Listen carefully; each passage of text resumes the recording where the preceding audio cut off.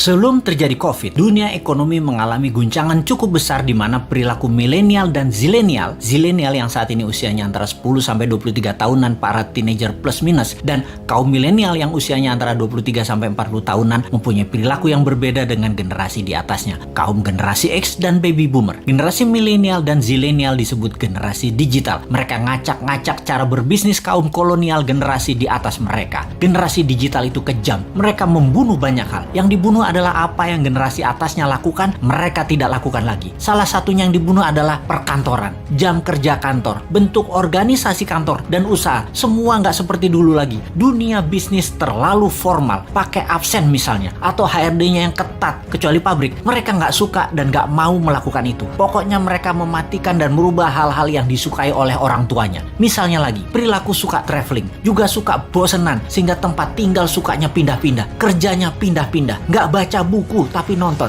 nggak baca koran tapi sosmed, nggak punya mobil tapi light asset yang dipakai atau sharing car dengan platform transportasi, suka nampang dan traveling belusukan paket murah meriah. Generasi digital juga membunuh media TV karena generasi digital everyone is broadcaster, everyone is reporter. Merek dan brand dibunuh juga oleh generasi digital. Brand itu menjadi less important bagi mereka. Bagi mereka yang penting adalah 3R, yaitu rating, review, dan recommendation.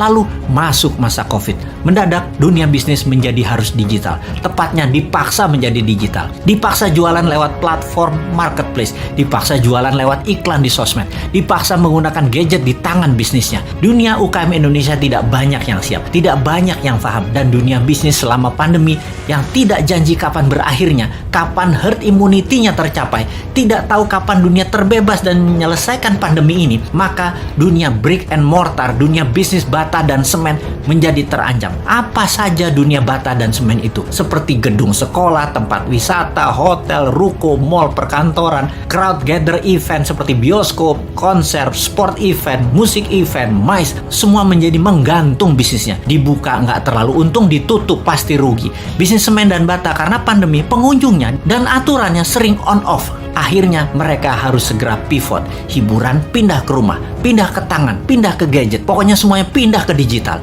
Inilah masa killing time bagi bisnis yang tidak bisa pindah ke digital. Bagi yang lambat beradaptasi, siap-siap gulung tikar. Catatan ya, COVID akan berada bersama kita selamanya. Pandemi biologi ini tidak akan selesai karena bisa saja bukan hanya virus ini mutan, namun virus lain lagi terjadi yang selama ini diam-diam saja lalu terancam dengan adanya vaksin, maka mereka kemudian melakukan mutasi. Flu bisa menjadi virus yang mematikan, bisa saja terjadi. Ebola, SARS, AIDS, semua bisa bermutasi dengan vaksin di tubuh manusia. Siapa yang tahu? Ini bukan nakut-nakuti, tetapi sebagai orang yang lama dilatih dengan threat analysis, maka melihat ancaman harus segila mungkin dan kita harus punya antisipasinya sekarang.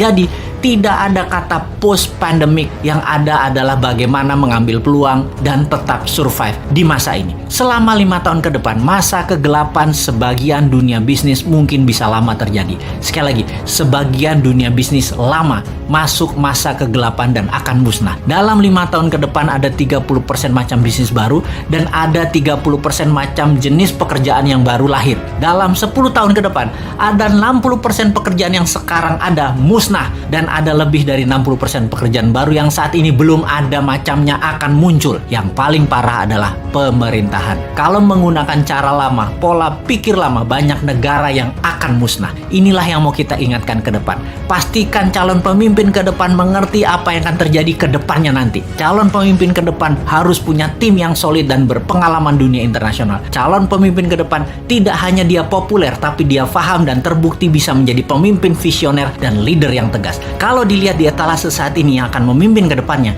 masih banyak hal yang harus mereka buktikan. Seperti yang saat ini deh, ternyata di awalnya sangat bagus program kampanyenya, baik incumbent maupun penantangnya. Ketika keduanya bergabung dalam satu wadah, sama COVID aja keok. Sebelum COVID aja sesungguhnya sudah tren turunnya. Tambah COVID jadi minus. Tambah lagi kalau perang Tiongkok Amerika jilid 2 terjadi, bengek bernegaranya pasti. Tambah fakta lain lagi, yaitu perang biologi pandemi ini berkepanjangan, kejet-kejet gejala stroke bernegaranya. Belum lagi yang sejak 4 bulan yang lalu kita dengungkan, perang cuaca yang bisa membuat kelangkaan pangan terjadi. Wes ambiar bernegaranya kalau tidak bisa membuat antisipasinya. Jadi kita ngeledek ngeledekin incumbent, kita lanjut ngeledekin oposisi yang tidak memberikan solusinya. Kemudian apa solusinya New Mind? Sabar sebentar, ini lagi celingukan kiri kanan ngecek ada agen globalis tukang siomay nggak bawa HT di depan rumah. Gue mau beli dulu.